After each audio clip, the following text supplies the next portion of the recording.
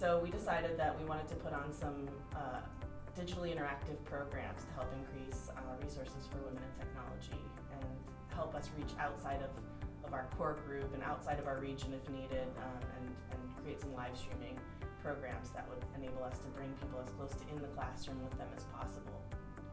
So we applied for a grant through Mozilla to be able to do that, and we won the grant. So we're putting on 2 events. This first one on extreme collaboration, because it speaks to not only the project but the history of this organization, and what we think is necessary to help move the needle as it pertains to diversity in technology.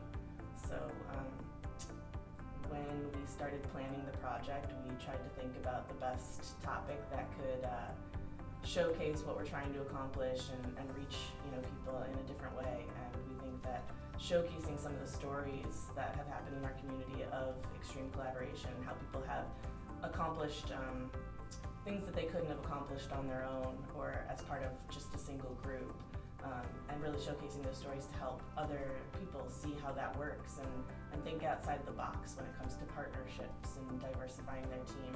It's not just skin deep, it's about how people think and perceive things, and creating teams that have a well-rounded group of people that think differently so that the solutions that are developed meet the needs of more people. So I've been in workforce development for 18 years now. So it would have been 14 years at the time. And really thought that when it came to sector work and how we worked with industry, that I knew what I was doing. I knew it all. And Lindsay said, I want you to expand who you're working with and think outside of who the usual suspects are.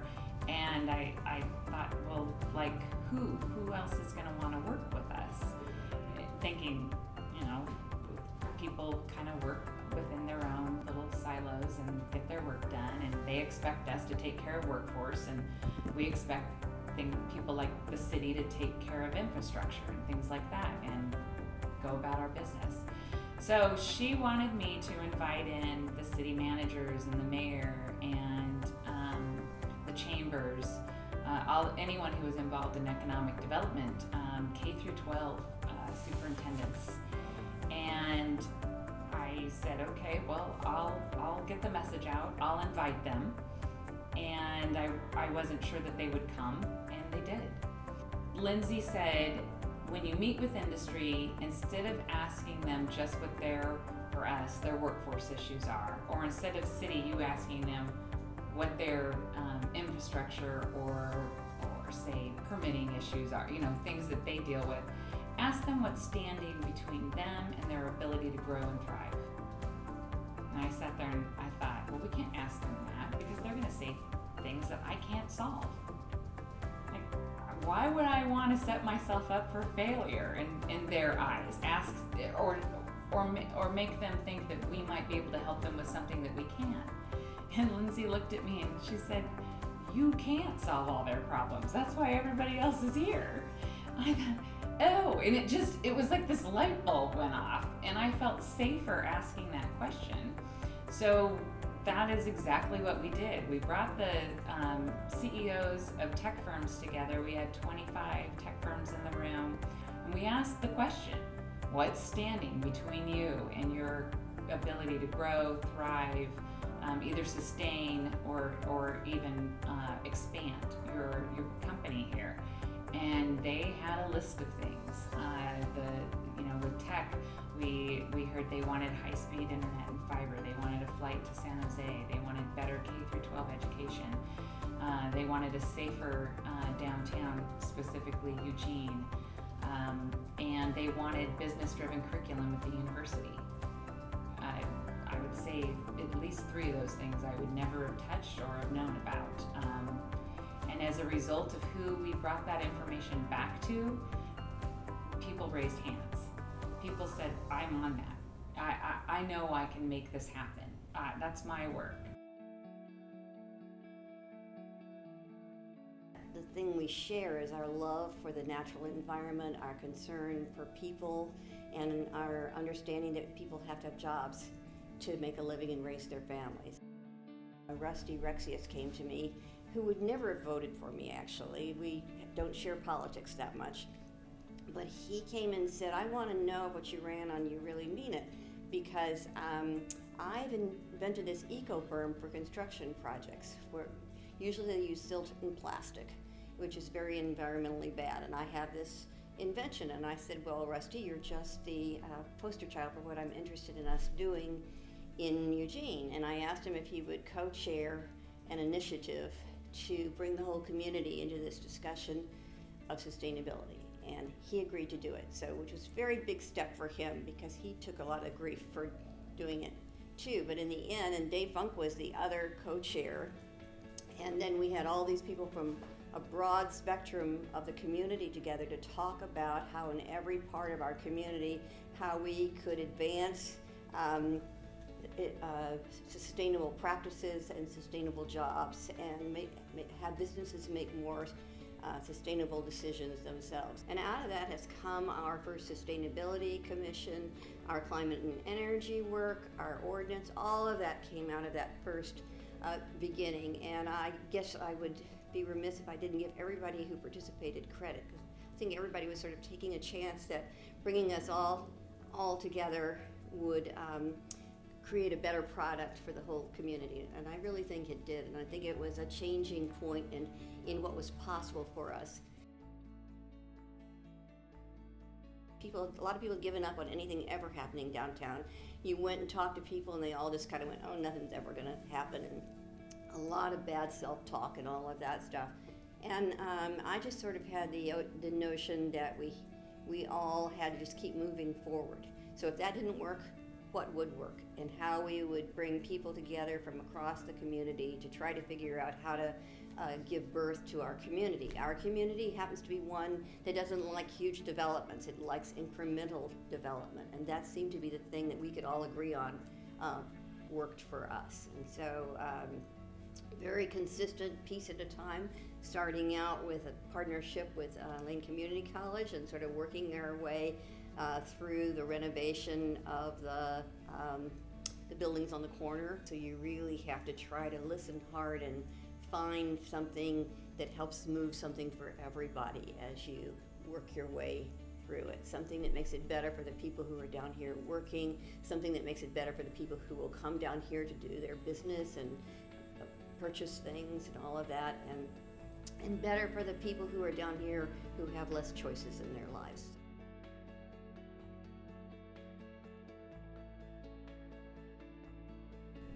So our history was kind of controversial interactions, legal battles, a lack of trust between the city, who's really the middle party in this whole conversation, and the different sides, kind of pro and anti-growth sides in the community.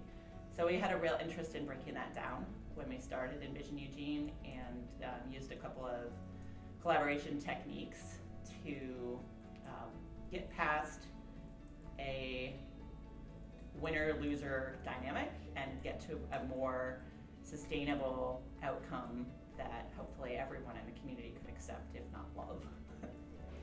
Several of us spent some time thinking about who needs to be in this room, who do we need to reach, how can we invite people in a way that they'll want to participate in building something.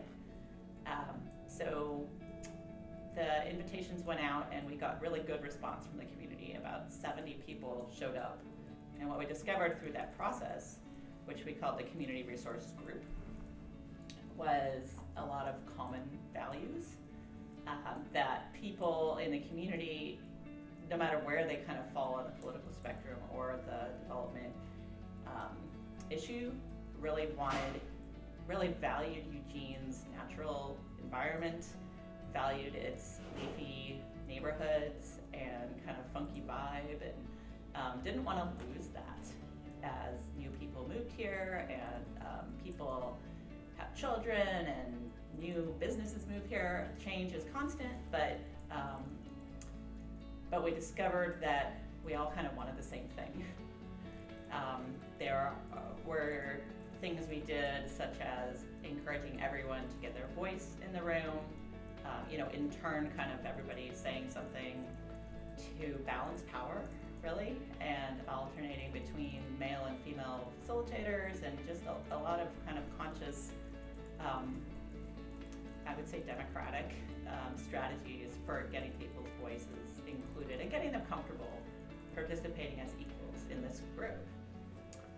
So yeah, it was uncomfortable at times, and there were definitely, as I said earlier, stereotypes that people brought with them that were completely destroyed through this process, which was a really cool thing to see as a planner, but also just as a community member. I don't think about developers or timber owning families the same as I did before this process. So that was really valuable in terms of the technique.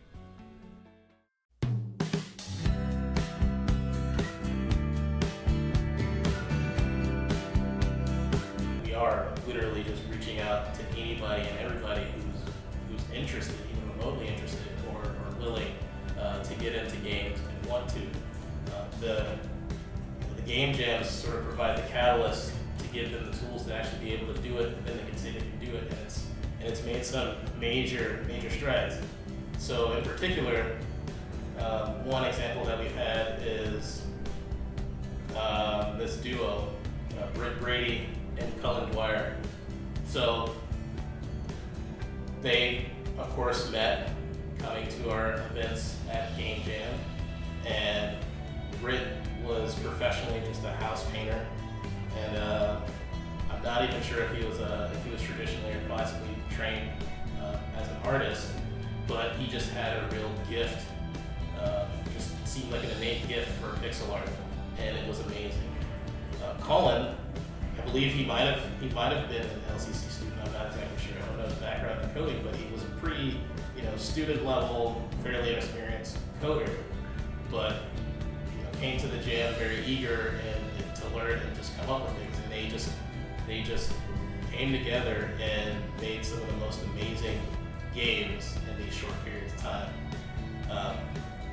And now they are both, a professional duo. They make games for a living. They have a company called Cowboy Color. We have another interesting collaborator that started showing up at Game Jams. His name is Ted Carter. And he would come down from Corvallis, and his old life profession that he was in, he was a chemist. He was like a chemical tester at a company up there that would make like some sort of pharmaceutical thing. And he had some limited like self-taught coding experiences using this sort of easy block coding engine called Stencil, I believe.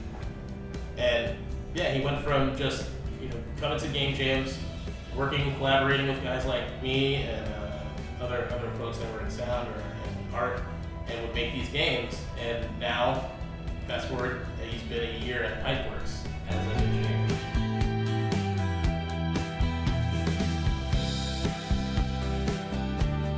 And we have here what is a duopoly for telecom services. You have two choices for telecom. So the prices are relatively high and the service levels are relatively low. By building a municipal network, we could have a competitive landscape where any internet service provider, if we want to grow our small but growing tech sector in this town, we have to have better telecommunications. A lot of businesses don't have a connection to fiber, they don't have gigabit service, and so by building a fiber network, it's easy to deliver very fast gigabit service. And the idea people had is that there's these old steam pipes that lie under the downtown streets. There's a bunch of them that used to generate steam over, eWeb used to have a steam plant, and they would pipe this steam through asbestos lined pipes all over downtown. And there's these pipes under connecting buildings all over. And they're decent sized pipes. The idea was they're just sitting there empty, nobody's using them, let's run fiber through it and connect it. And they looked into it and they poked around and they figured out it wasn't feasible. And folks at eWeb said, that's not gonna work, but we've got a different idea. We have an existing underground electrical network in the downtown. There's all the electricity in downtown Eugene is underground. It was undergrounded decades ago using urban renewal funds. So that space underground in UWeb's electrical infrastructure, it was this huge opportunity that UWeb presented to us, because when other cities are building fiber networks, what they do is they dig a hole along the street, they trench the street, and they lay fiber inside that existing hole, and then they repave the street. It's ferociously expensive. For us, all we do is we open these big plates that are on the sidewalk and in the street. You walk over them all the time and you don't notice them, but they're the vaults that lead to the electrical. You open that up, put some line workers down there, and they start running this conduit down. It's a fraction of the cost of trenching the street. It made it affordable. To build the fiber network is $2.7 million. If we had to do it by trenching the streets, we've eyeballed it maybe $8 or $10 million. This is really reasonable price tag.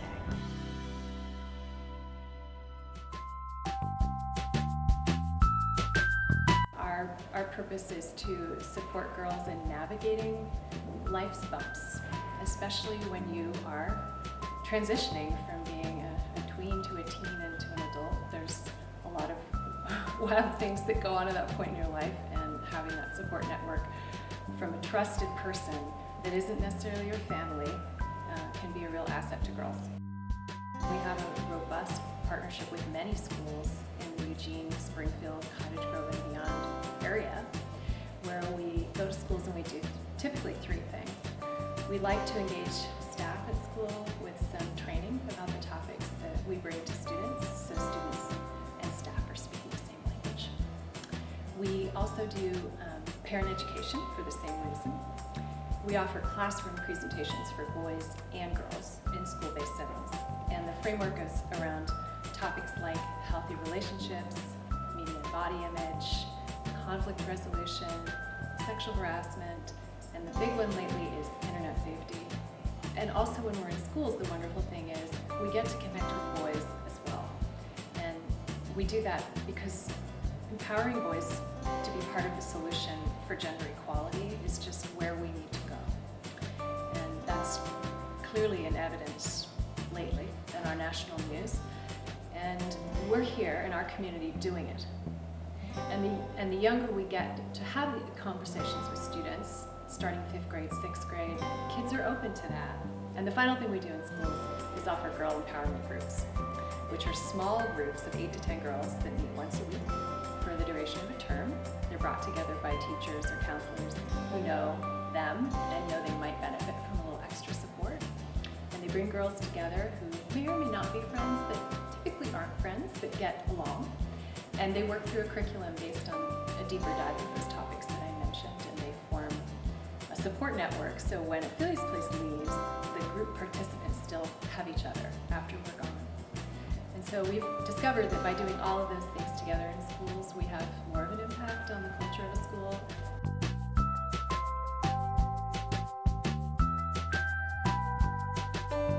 Well, the Rotarians came to my office for a visit, and I talked about the lack of arts education in schools, and they started thinking, said, what would it take to provide arts education back in schools? And I told them about our Artist in Residence program, where we have professional teaching artists that go into the classrooms. They teach murals, they do silk painting, use glass, ceramics, all sorts of projects that we bring to schools. And Rotarians lit up, and they said, we want to help. And so they created this initiative called ArtSpark to raise money so that every 4J elementary school can have access to arts education through our residency programs. So the first couple years, they funded a couple schools out of their own budget. And then they said, we want to go bigger. We want to bring this to the community. So they created an event called ArtSpark, where we had a huge art auction and gala at the Shed in April and raised over $60,000 to provide arts education in Eugene 4J schools.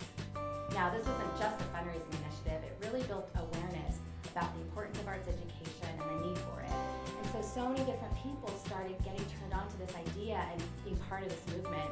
We had the Eugene Education Foundation join us and pledge $40,000, and the district also joined us and gave us funding for this initiative. So now, this school year, we're able to provide 30 residencies to schools in Eugene. Part of this initiative involved educating Rotarians about ArtSpark, but also helping them understand the importance of the arts in their own lives. So So we did some art activities at our Rotary Club. They all gathered around at their tables and did these group art projects. And you can really see the room come to life. They were experiencing joy, they were working together. It's pretty incredible. We've never had this kind of community partnership before where a civic organization wants to not only fundraise on our behalf, but also be spokespeople out in the community for this initiative.